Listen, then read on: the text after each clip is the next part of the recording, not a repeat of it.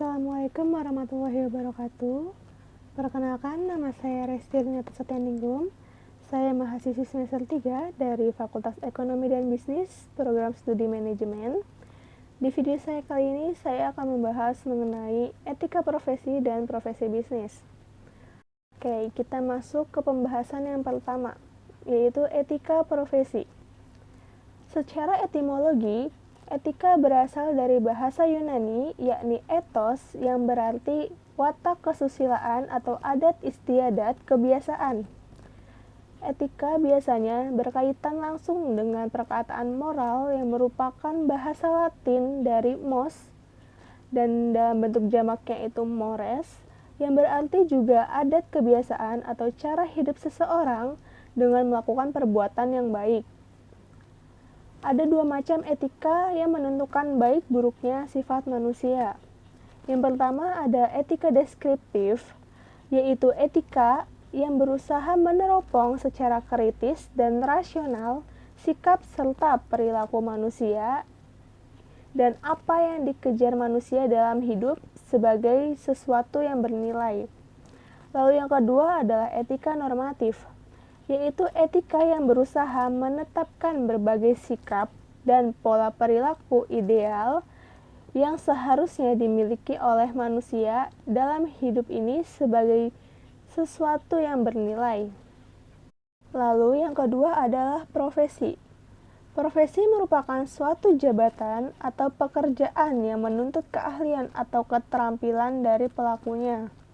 Biasanya, sebutan profesi ini selalu dikaitkan dengan pekerjaan atau jabatan yang dipegang oleh seseorang, akan tetapi tidak semua pekerjaan atau jabatan tersebut disebut profesi. Karena profesi ini sendiri menuntut keahlian dari para pemangkunya. Hal ini mengandung arti bahwa suatu pekerjaan atau jabatan yang disebut profesi tidak dapat dipegang oleh sembarangan orang, akan tetapi memerlukan suatu persiapan melalui pendidikan dan pelatihan yang dikembangkan khusus untuk itu. Secara umum ada beberapa ciri atau sifat dari profesi. Yang pertama, adanya pengetahuan khusus yang biasanya keahlian dan keterampilan ini dimiliki berkat pendidikan, pelatihan, dan pengalaman bekerja bertahun-tahun. Yang kedua adalah adanya kaidah dan standar moral yang sangat tinggi. Yang ketiga, pengabdian dan kepentingan kepada masyarakat. Artinya, setiap pelaksanaan profesi harus meletakkan kepentingan pribadinya di bawah kepentingan masyarakat. Oke, setelah kita mengetahui pengertian dari etika dan profesi, pembahasan berikutnya adalah etika profesi. Etika profesi menurut Kaiser dalam bukunya yang berjudul Suhrawardi Lubis tahun 1994 halaman 6-7 yang berbunyi, sikap hidup berupa keadilan untuk memberikan pelayanan profesional terhadap masyarakat dengan penuh ketertiban dan keahlian sebagai pelayanan dalam rangka melaksanakan tugas berupa kewajiban terhadap masyarakat. Kode etik profesi adalah sistem norma, nilai, dan aturan profesional tertulis yang secara tegas menyatakan apa yang baik dan benar, dan apa yang buruk dan apa yang tidak benar bagi para profesional. Kode etik ini menyatakan perbuatan apa yang benar atau salah, perbuatan apa yang harus dilakukan, dan apa yang harus dihindari. Tujuannya yaitu agar profesional memberikan jasa sebaik-baiknya kepada pemakai atau kepada nasabahnya. Dengan adanya kode etik ini akan melindungi perbuatan yang tidak profesional. Oke, pembahasan selanjutnya adalah pekerjaan dengan profesi. Antara pekerjaan dengan profesi, keduanya memiliki kaitan yang sangat erat.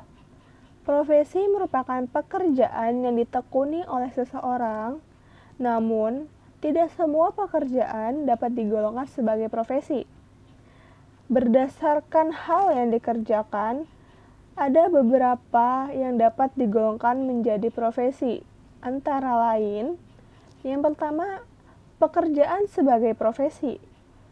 Pekerjaan meliputi bidang yang sangat luas, dan tidak hanya terbatas pada bidang-bidang tertentu saja.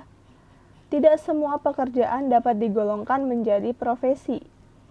Hanya pekerjaan tertentu yang dilakukan sebagai kegiatan pokok untuk menghasilkan nafkah hidup dan yang mengandalkan suatu keahlian yang dapat disebut sebagai profesi. Yang kedua adalah profesi umum dan profesi khusus. Hal utama yang membedakan suatu profesi khusus dari profesi pada umumnya adalah tekanan utamanya dalam pengabdian atau pelayanan terhadap masyarakat. Orang yang menjalankan suatu profesi luhur atau profesi khusus juga membutuhkan nafkah hidup yang didapatkan dari kegiatan menjalankan profesi tersebut. Akan tetapi, sasaran utamanya adalah untuk mengabdi dan melayani masyarakat. Pelayanan dan pengabdian itu diberikan sebagai jalan untuk panggilan dari yang memanggil dan menugaskan mereka untuk menyampaikan kasih kepada yang membutuhkan. Selanjutnya ada ciri-ciri dari profesi. Secara umum, ada beberapa ciri yang selalu melekat pada profesi. Di antaranya, yang pertama, adanya pengetahuan khusus yang tinggi. Yang kedua, adanya kaidah dan standar moral yang tinggi. Yang ketiga, adanya pengabdian kepada masyarakat.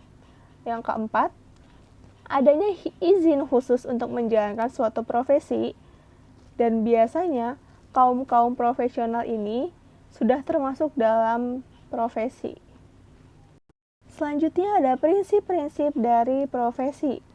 Yang pertama, ada prinsip tanggung jawab. Prinsip tanggung jawab dapat diartikan sebagai kemampuan dalam menanggapi dan menyelesaikan pekerjaan yang dilakukan.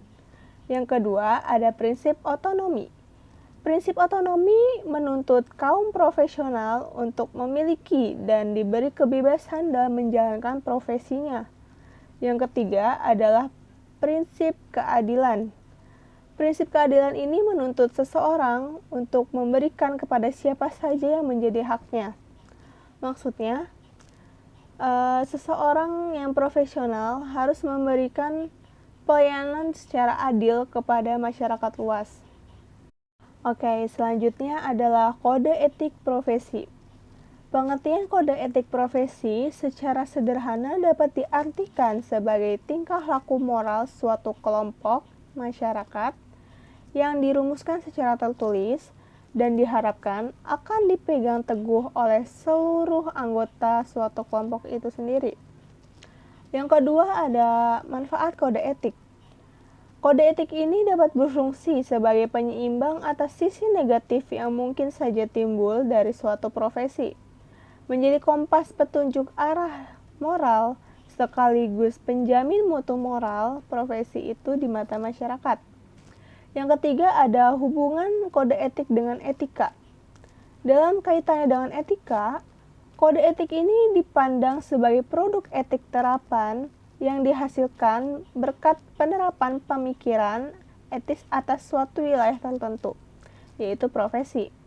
Kode etik ini merupakan perwujudan konkret dari pemikiran atau prinsip etis yang relevan dalam suatu profesi.